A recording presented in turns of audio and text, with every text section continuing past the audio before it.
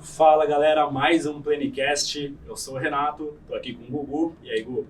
Junto, Rei. Bora. Mais uma. E hoje nossa convidada, nutricionista, farmacêutica, referência total, nossa coordenadora da pós de fitoterapia integrativa, Luciana Caluf. E aí, Lu? Oi, gente, tudo bem? Obrigado. Estamos aí, vamos por ter lá. aceitado o nosso convite. Plenicast, famoso, né? Esse super Plenicast. É o maior podcast da área da saúde do Brasil. Tenho certeza absoluta. Ô, Lu, Isso a aí. gente estava falando sobre sua história. Queria que você começasse contando um pouco da sua história. Eu fiz nutrição alguns anos atrás e durante essa trajetória eu ouvia muito falar de você como uma referência da fitoterapia, em outras áreas também, mas eu associava muito você à fitoterapia. Eu queria saber da sua história, onde você estudou, o que você fez, como você aprendeu esse tipo de conteúdo, enfim. Então vamos lá. Gente, estão preparados que tem bastante coisa, hein? Bora. Putz, muita história. Então vamos lá.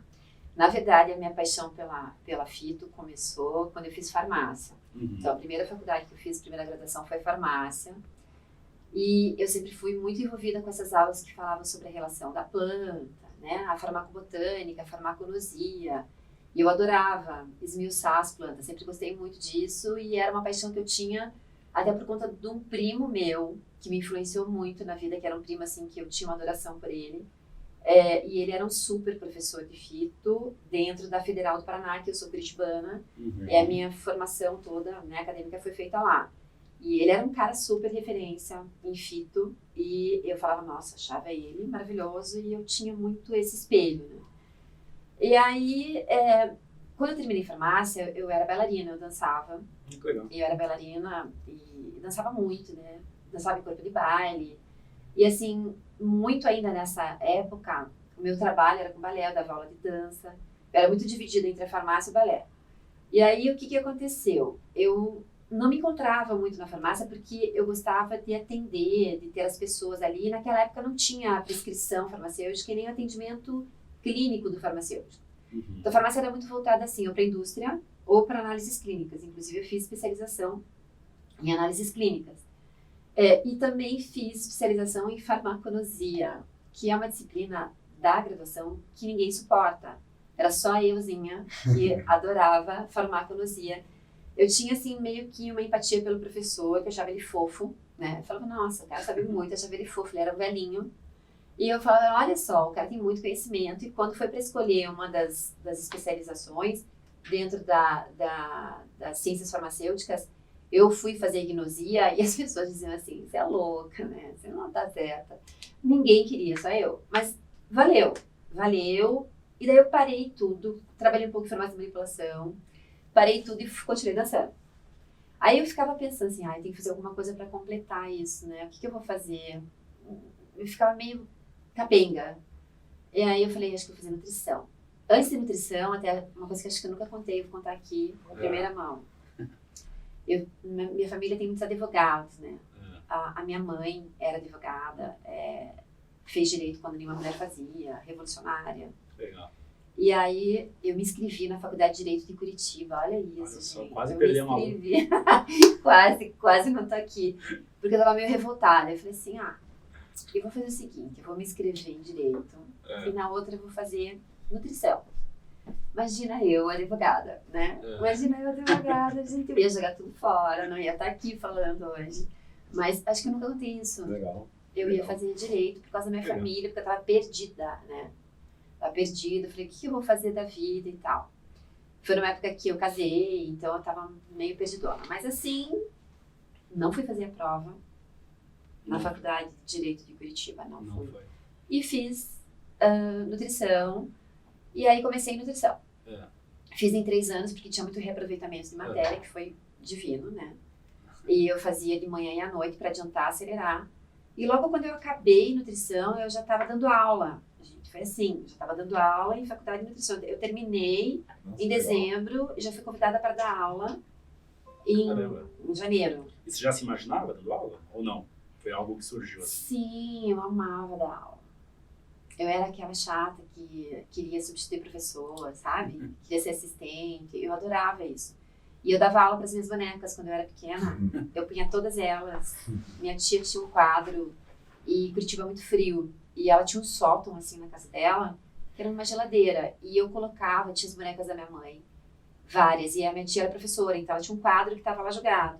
E eu ficava, minha brincadeira predileta, gente, era essa, eu colocava todas as bonecas enfileiradas.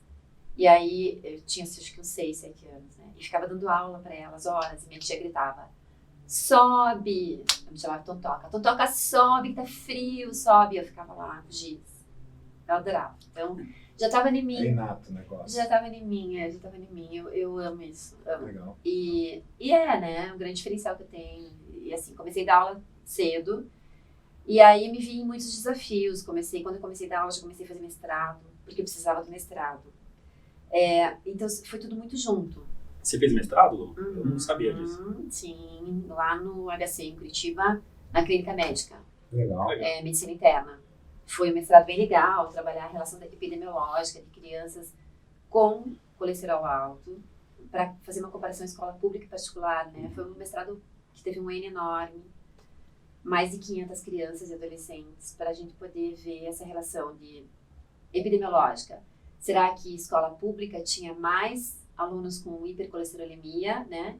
Ou escola particular? Então, será que era pelo consumo do alimento exagerado ou pela falta do alimento qualitativo? Foi muito legal. E na época o mestrado virou uma referência para uma unidade de saúde lá em Curitiba, onde a gente baixou a relação do indicador, né?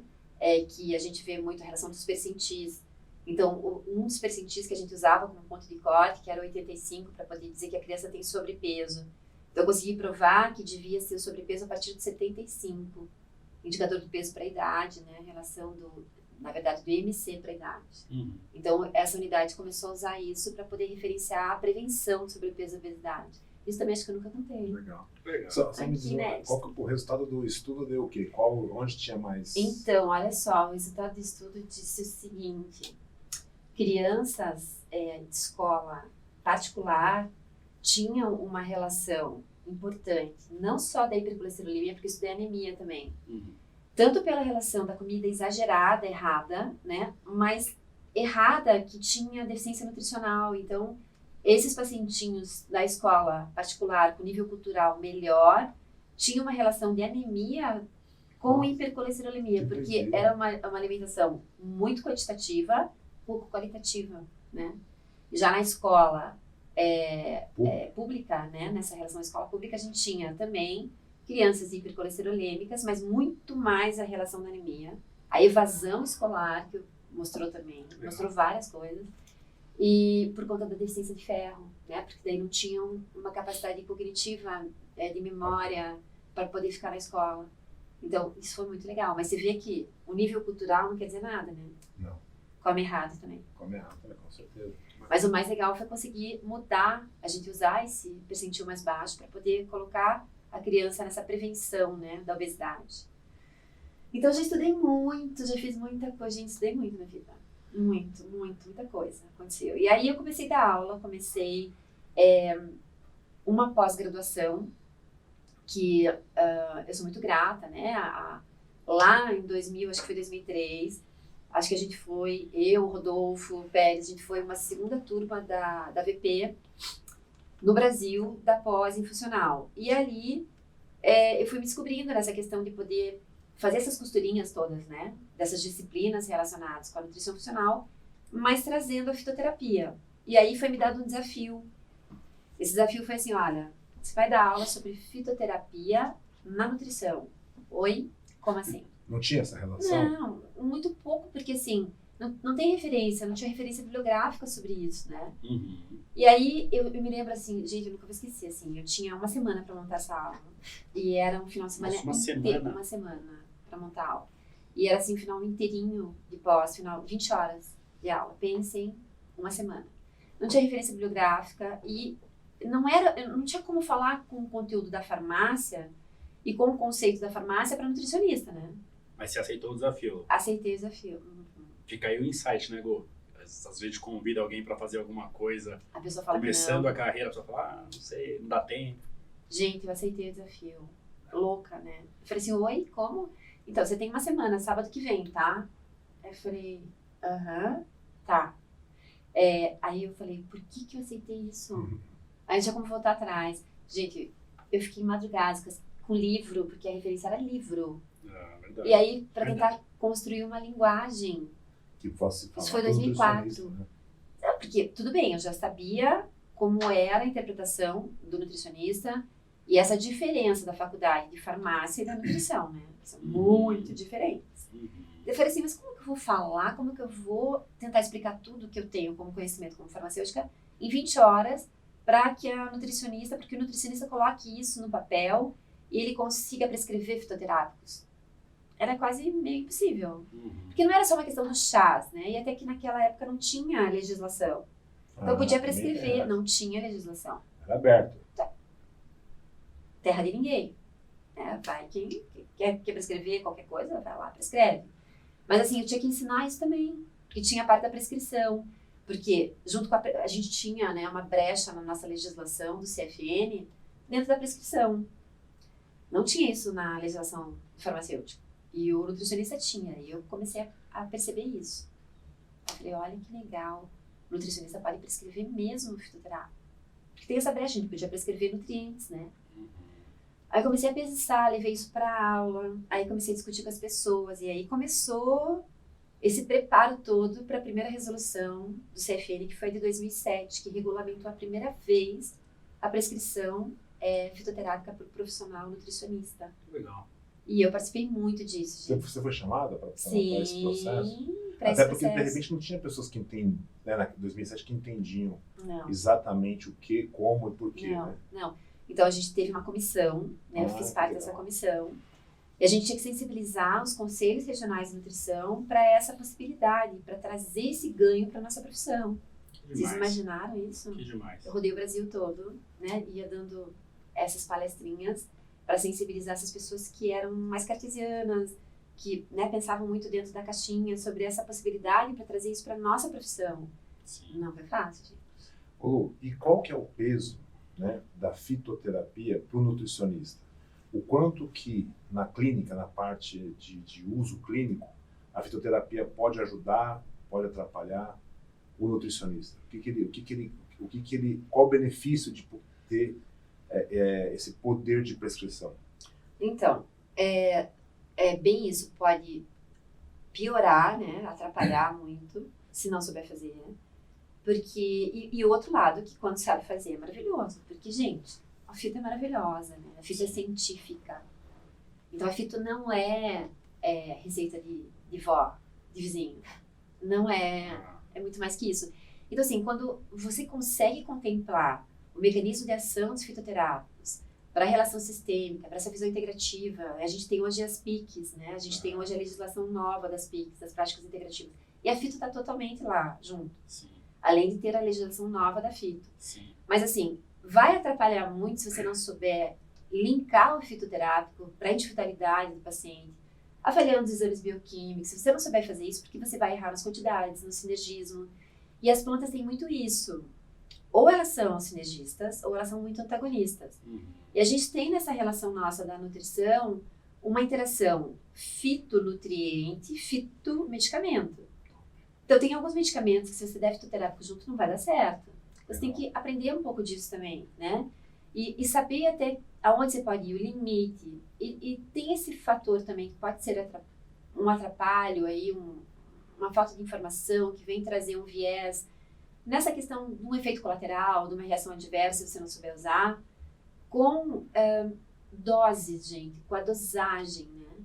Então, assim, quando a gente vê a dosagem usual, que vem dos distribuidores da matéria-prima, você fala, nossa, pode dar até 1,5 gramas disso. Você fala, meu Deus, não. Daí você tem que pensar bem. Eu, como farmacêutica, daí quando eu olho aquilo, eu falo, não. Então, assim, existe tudo isso, toda essa preocupação que eu acho que tem que passar para o profissional, né? Então, assim, a gente tem que ser muito coerente, muito pé no chão, porque não é aquela dosagem que você vai usar. Você sempre vai começar com uma dosagem muito menor, então, por que isso? Como que você trabalha a melhor forma farmacêutica? E tudo isso ajuda muito no diferencial. E realmente, quem sabe trabalhar com a fito na prática, do dia a dia de consultório, eu vejo pelas minhas alunas, né? É um grande diferencial. Então, hoje, não só para o nutricionista, mas para o médico, para o farmacêutico, quando ele quer trabalhar essa parte clínica, é um grande diferencial, gente. Então, se eu souber usar, é um grande diferencial. Agora, se eu não souber usar e ficar repetindo, copiando e colando fórmula, e que às vezes eu vi que é uma fórmula legal, é um adaptógeno legal, é uma fórmula que trabalha nessa relação dos hormônios esteroides sexuais, então vamos embora, vamos nisso, é um fito-hormônio, porque eu vi que é legal, que funciona para mulher menopausada, então não é bem assim.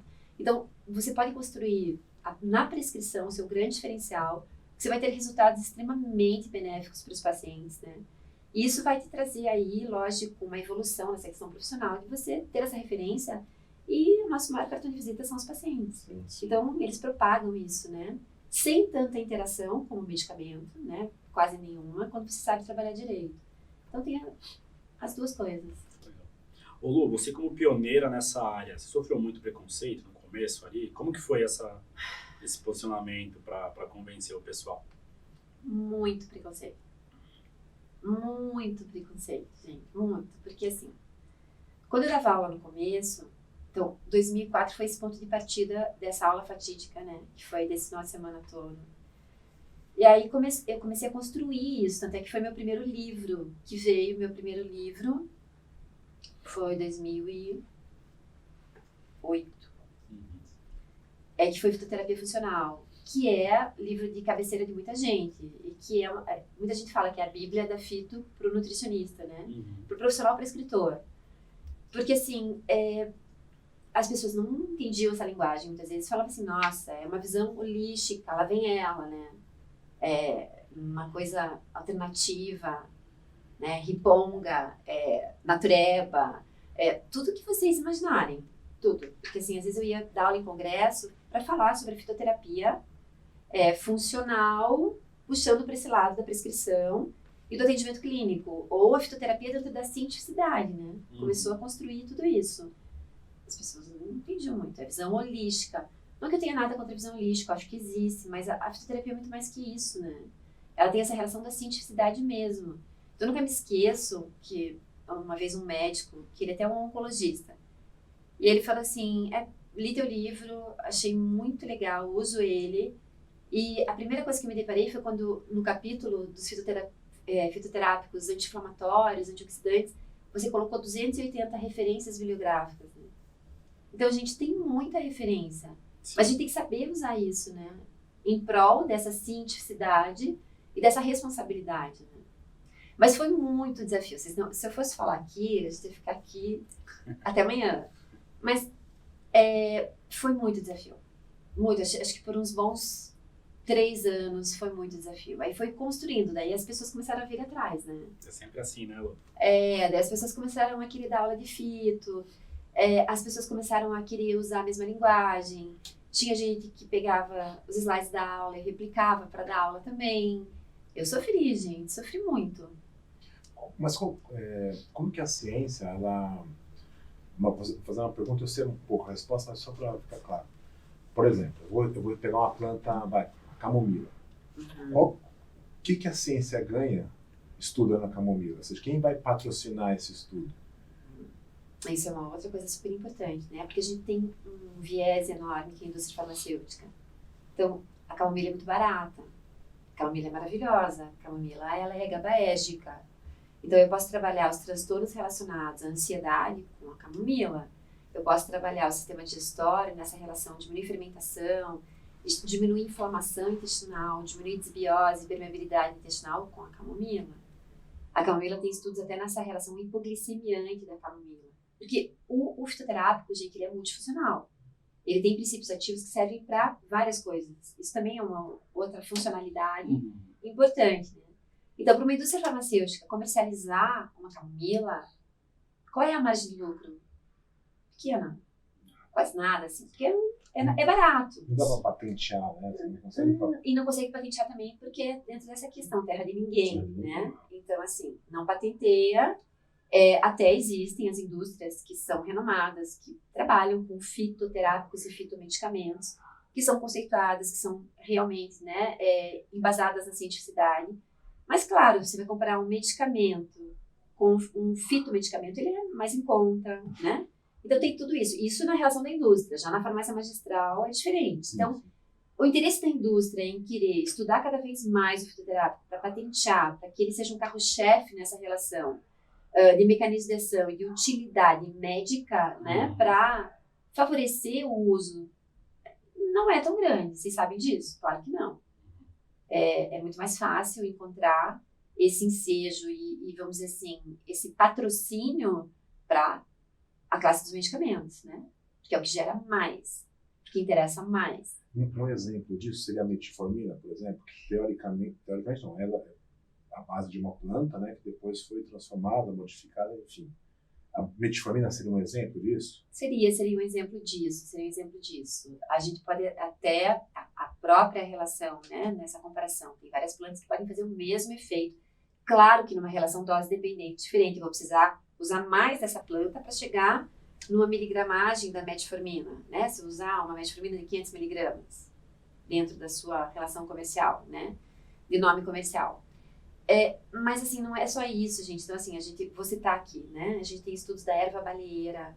Vocês já ouviram falar nessa relação anti-inflamatória? Maravilhosa, fantástica. Existe até na indústria farmacêutica a comercialização da erva baleeira em formas diferentes de apresentação, né? Mas ela tem aí um quê dentro do mecanismo que é um anti-inflamatório perfeito. E o que as pessoas usam? Diclofenaco, né? Outros medicamentos que acabam com a saúde da pessoa por não conhecer a erva baleeira. Então, a córdia, né? Então, córdia verbenácea, então, é uma planta super importante nesse conceito, nesses estudos. O que eu quero dizer é que, assim, a gente pode ter esse conhecimento, saber direcionar o uso desses fitoterápicos na prática clínica, mesmo que não seja pela indústria farmacêutica, mas pela prescrição magistral, né? De uma forma individualizada e que a gente vê um benefício enorme sem efeitos colaterais. Então, se eu tomo anti-inflamatórios, eu vou ter vários efeitos colaterais, principalmente no sistema digestório, né? E já se usar uma erva baleeira, não, eu não tenho esse efeito, né? Eu posso usar a médio prazo, com resultados brilhantes, maravilhosos, e em casos bem sérios, né? Inflamatórios.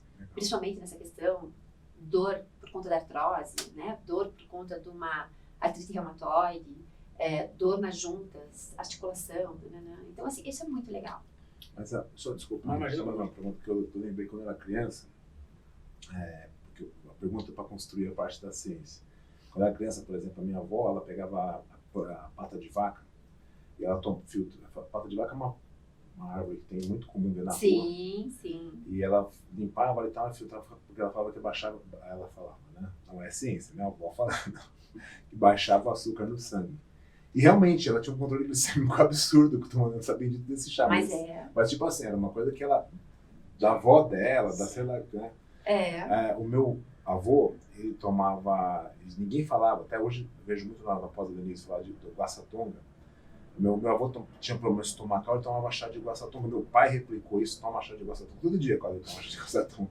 Porque ele acha que faz bem pro estômago e realmente acaba tendo um benefício. Sim. Eu quero dizer o seguinte, esse empirismo, né? Esse negócio que vem dos nossos avós, vem do índio, talvez brasileiro, enfim. Muitas dessas ervas se concretizaram como tendo algum benefício. Sim. É claro que as pessoas acabam utilizando de forma estapafúrdia, né? Tipo, não sabe quantidade e tal. Como é que essa relação, né? Tipo, daquilo que seu avô falava, que sua avó falava com... Então, a gente tem muito essa relação cultural nossa, é que a gente pensa que o brasileiro tem muito isso por conta da cultura indígena, né? Mas, na verdade, os países europeus têm, vamos dizer assim, um costume, um hábito de usar os chás muito mais que a gente. Ah, é? Muito mais. O europeu usa muito mais, e até, assim, França é um país que tem muito essa realidade, né? Terapêutica com a fitoterapia. Eles têm blends maravilhosos, eles usam muito isso. A Alemanha também, né? Mas assim, a gente ainda é uma coisa meio receita de vó, de vizinho e tal, mas funciona. Realmente funciona. A pata de vaca é maravilhosa, tem efeito hipoglicemiante, ela tem uma relação nesse controle glicêmico fantástica, né? Então, assim, tem muitos estudos sobre isso. E a guaçatonga, então, ela é divina, eu sou apaixonada pela guaçatonga.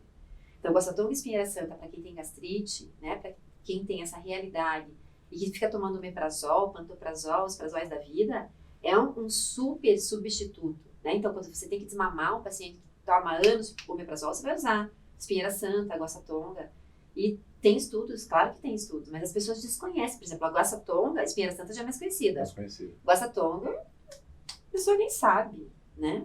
Então, a guaçatonga não só para trabalhar a mucosa gástrica, mas a relação da digestibilidade, né? Ainda tem pacientes com SIBO, a gente pode trabalhar a guaçatonga associada a outros fitoterápicos anti-inflamatórios. É maravilhosa. Legal. Então, eu uso muito na prática clínica. E tem muitos pacientes que, imagina, nem sabem. Daí você fala assim, vai tomar um chá, né? A pessoa olha assim, Meu Deus. fala, como? Não, você tá querendo dizer que você vai tirar o meu meprazolzinho querido, que eu tomo todo dia, né? As minhas 40 miligramas pela manhã, eu vou tomar chá. Vai tomar chá, vai usar chá, tintura, vai usar. E assim, aí no começo a pessoa fica meio assim. Aí passa 20, ela sofre no começo um pouquinho, você vai organizando a parte dietética. Fitoterapia também só funciona muito quando você organiza a prescrição dietética, né? Sem ela fica capenga também. Mas assim, é muito importante porque depois a pessoa te dá o voto de confiança, passa os 10 dias e ela fala, meu Deus, foi como tirar com a mão. E é essa sensação.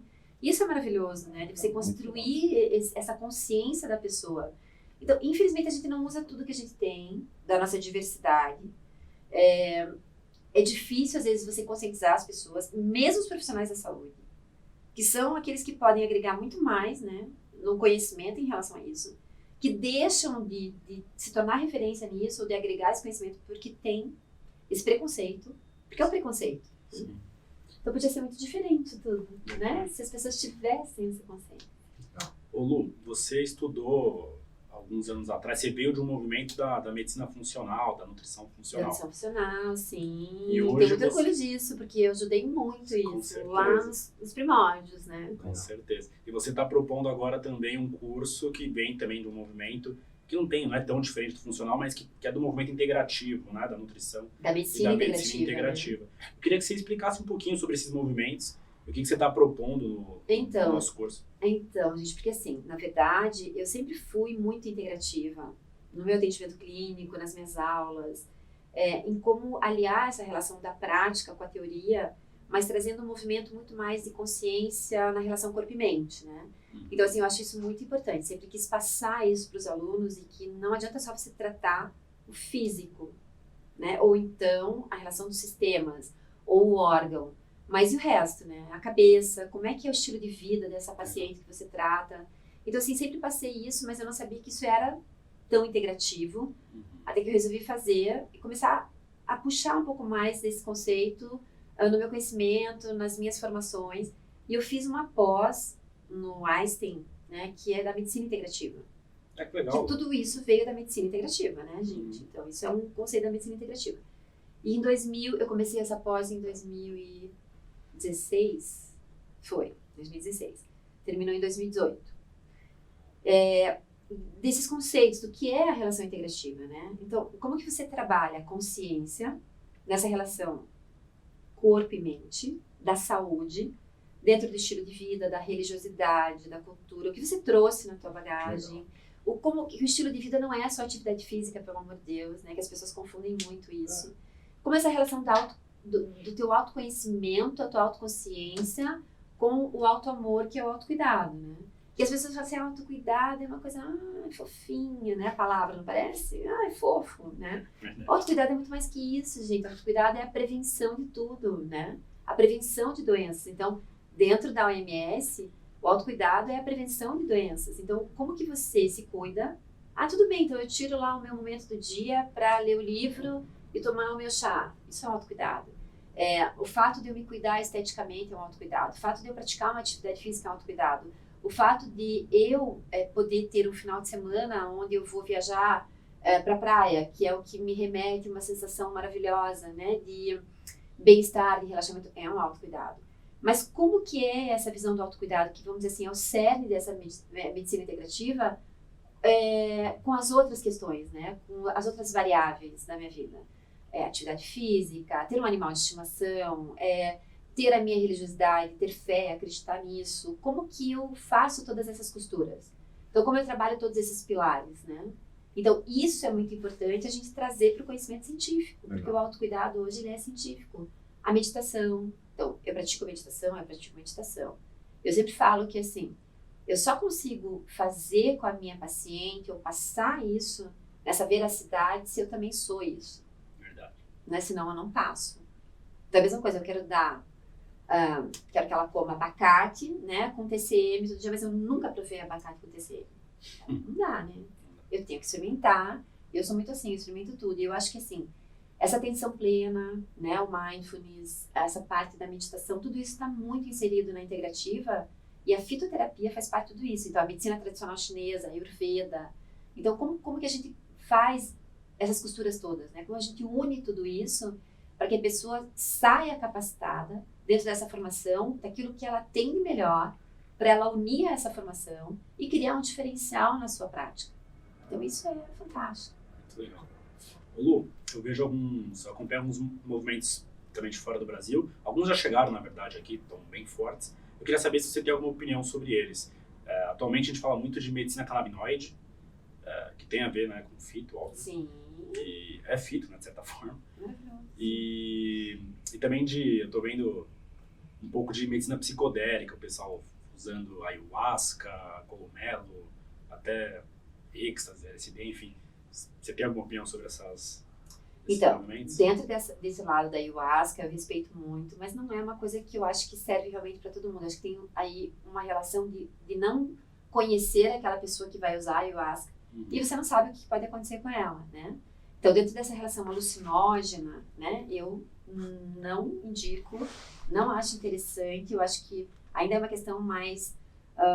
dentro dessa cultura da religiosidade, que a ayahuasca, as pessoas hoje procuram muito dentro disso também, né? Sim.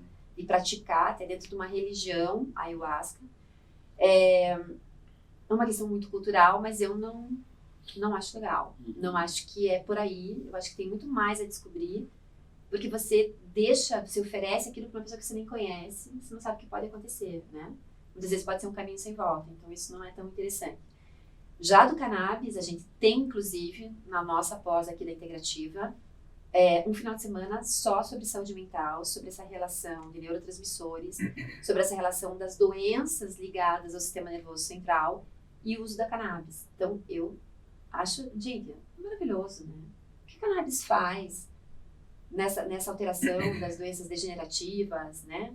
Dos comprometimentos até relacionados a polimorfismos e crianças que têm alterações neurológicas importantíssimas e que tem, assim, uma melhora, né, com o uso da cannabis, né? Então, é perfeito, inclusive a gente tem isso, está dentro do nosso conteúdo programático, porque eu acho que tem que ser abordado, muitos profissionais, que não nutricionistas, no caso os médicos, né, podem se aprimorar nisso para trazer essa prescrição da cannabis dentro do seu atendimento clínico.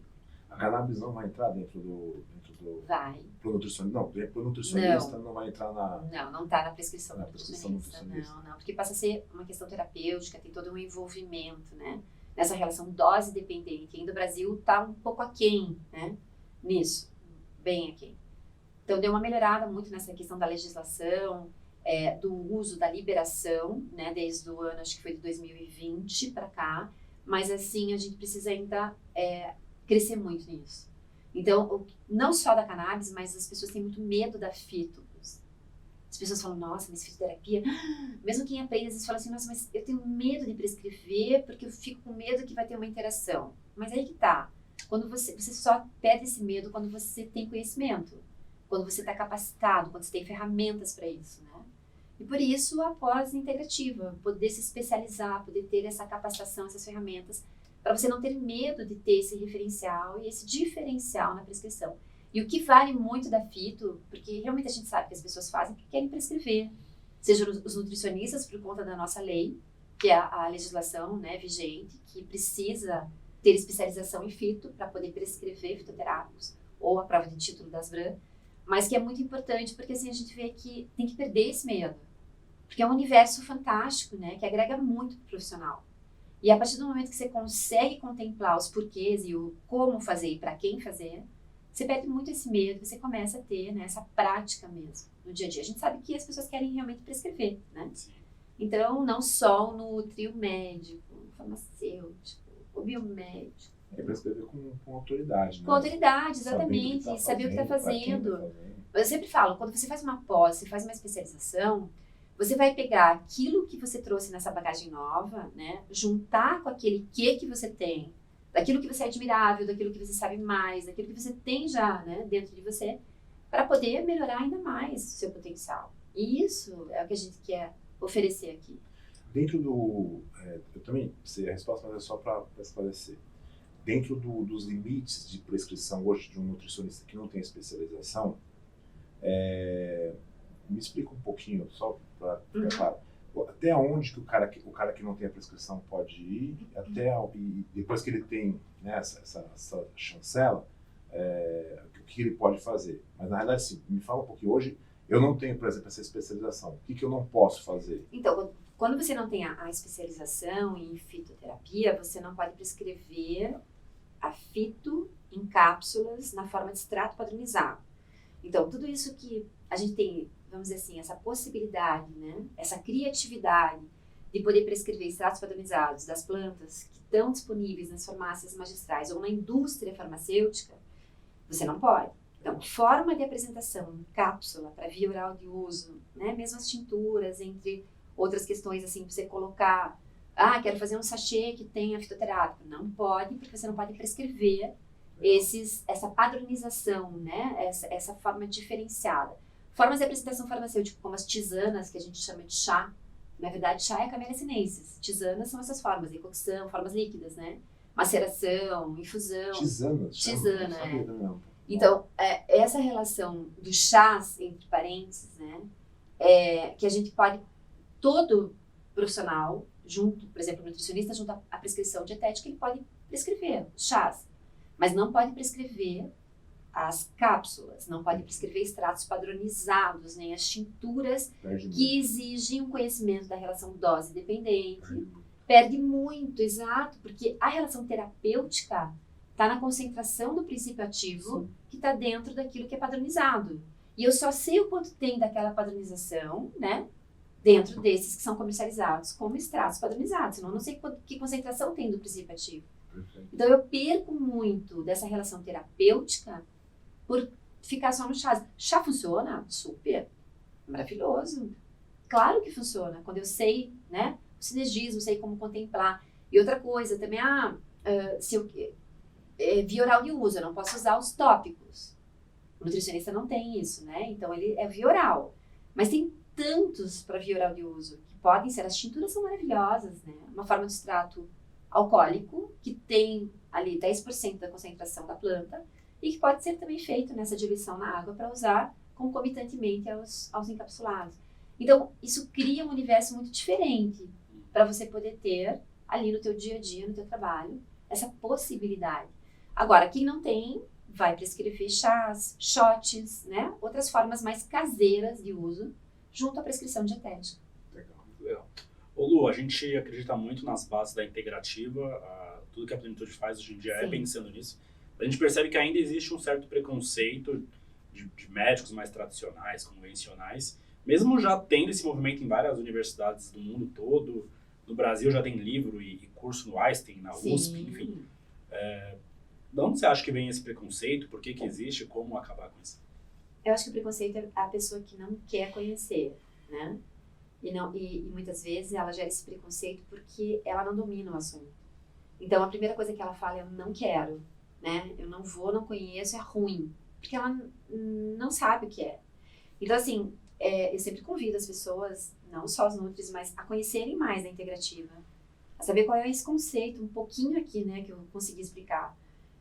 Mas, assim, é muito mais do que isso. Porque, assim, o diferencial, se você trabalhar a relação corpo e mente, com todos esses poréns aqui, né, desses pitacos que eu dei hoje aqui, o que seria trabalhar a integrativa, e um atendimento cartesiano, aquela coisa que você só vai estar gerando expectativa para o paciente na relação da consequência, né, e não do fator causal, naquela rapidez de raciocínio, onde você vai olhar na amnese, indicadores bioquímicos e contemplar, diminuir sinais e sintomas do paciente, é muito diferente. Eu sempre falo, e hoje eu vejo muito pelo depoimento das minhas alunas, é outra forma, né? E é outro resultado. Então, quando você trabalha corpo e mente, você cuida do seu paciente, e ele reconhece isso, né? Então, tratar o paciente é diferente de cuidar. Então, assim, aí tem que ter também isso, né? Será que eu quero cuidar do paciente? Eu quero acolher o paciente? Ou eu quero simplesmente só tratar? É mais um. É mais um na agenda, é mais um que eu me comprometo a entregar uma prescrição e tchau. Então, dentro dessa visão integrativa, é um cuidar do paciente. Tudo bem, eu vou poder agregar tudo isso na minha consulta, né? Porque realmente o paciente vai sentir essa diferença. É uma diferença, sim, descomunal. Então, o resultado final, 2 meses de tratamento, com a visão integrativa e sem a visão integrativa do paciente, é totalmente diferente. Então, a assertividade é muito maior. E ele fideliza muito mais, né? O paciente, seja homem ou mulher, gente, fideliza muito mais. Porque hoje o paciente quer se sentir cuidado. Então, essa relação do paciente com os transtornos relacionados com a depressão, com a ansiedade, né? Com tudo na relação emocional é muito forte. Então, ele quer ser cuidado, ele quer ser acolhido. Então, a visão integrativa está dentro disso, né? Então, assim, pergunta para o paciente que foi tratado com a medicina integrativa, com a nutrição integrativa, se ele quer voltar com aquele atendimento cartesiano, dentro daquela caixinha do tchau mesmo, né? Tchau, ó, tá aqui, tchau. Tchau, tá tudo bem, volta daqui 6 meses. Não, ele não quer. Nunca mais ele volta para aquele profissional que não é integrativo. Nunca mais. Isso é depoimento dos próprios pacientes e dos alunos que vão adquirir esse método, né, de trabalho. É muito legal. Ô, Lu, você acha que tem muito ainda a ser descoberto na fito? Eu acho que tem muito a ser descoberto, muito a ser descoberto assim nessa relação de como utilizar a fitoterapia com segurança e eficácia. Porque assim, na fito, eu acho que melhorou muito nos últimos 10 anos, né? Essa relação da biodisponibilidade dos fitoterápicos. Então, assim, esses estudos que trazem mais essa segurança nessa margem de uso das quantidades, do tempo de uso dos fitoterápicos. Então, assim, eu acho que a gente vai descobrir cada vez mais coisas e cada vez a gente vai ficar mais surpreso nessa evidência científica do que o fitoterápico pode fazer, que é muito além daquilo que a gente possa imaginar, né? Porque tá tudo ali, gente, os medicamentos muito se originam de plantas, né? Então, a base tá ali. Então, assim, tem muitas pessoas que só se tratam assim, dessa forma, né? Tem pessoas que se curaram de várias coisas. Então, quando a gente trabalha sistema digestório, gastrite, úlcera, todas essas complicações, né? Síndrome do intestino irritável, desbiose e tal, a gente vê a falta de pacientes constipados, falta de digestibilidade. Então, assim, a gente vê o resultado só com a fito.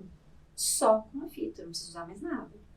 Então, assim, eu sou suspeita, né, gente, pra falar, porque eu uso isso na minha prática. Sempre uso isso comigo, sempre. E sou, assim, muito fã, não só pela minha trajetória, por tudo que eu construí. Tenho muito orgulho de tudo que eu construí, todas as dificuldades que eu passei. Sou extremamente grata a ter tido tanta dificuldade e ter ido atrás, né, ter corrido atrás. Eu digo dificuldade no começo da minha carreira para introduzir tudo isso no mundo da nutrição. Muitas pessoas não sabem disso, dessa minha participação, né? Sim. E realmente, quantas horas de sono, quantos dias, quanta procura, quanta leitura para tentar trazer uma forma mais fácil, mais didática para as pessoas compreenderem. Mas eu acho que a gente vai descobrir muito mais coisa. Eu acho que cada vez mais, né, vai estar aí ligada a essa forma da fito integrativa, funcional, terapêutica, científica, que vai trazer muitas coisas boas aí para todos os profissionais que souberem usar ela, agregarem ela. Legal. Muito legal. E aí, Gugu? Agradecer a Lu, né, que vai começar, não sei quando alguém vai ver esse vídeo, mas a gente está no mês de março de 2022. Muita gente tem que ver esse vídeo, Não, como ninguém vai ver esse vídeo? Não, digo assim, mas pode ver daqui a 10 anos. É verdade, Uma vez registrado. verdade. A gente vai começar a primeira turma, né, de pós-graduação sua. Tipo, na cápsula do tempo. Na cápsula do tempo, pode ser, é verdade. Ó, 2027, hein? Fala aí. Agradecer e dizer que a gente se sente honrado em ter você no time, com certeza absoluta. É uma honra poder estar com você iniciando esse projeto novo na plenitude. Eu que agradeço, gratidão por poder estar aqui, que a gente possa fazer muitas coisas boas em prol da fito, né, pelos profissionais da saúde, trazendo essa conscientização. Agradeço e vamos embora, vamos lá nessa parceria. Obrigado, Lu. Obrigado mesmo. Obrigado, pessoal. Valeu, gente. Tchau, gente. Beijo grande. Tchau, tchau.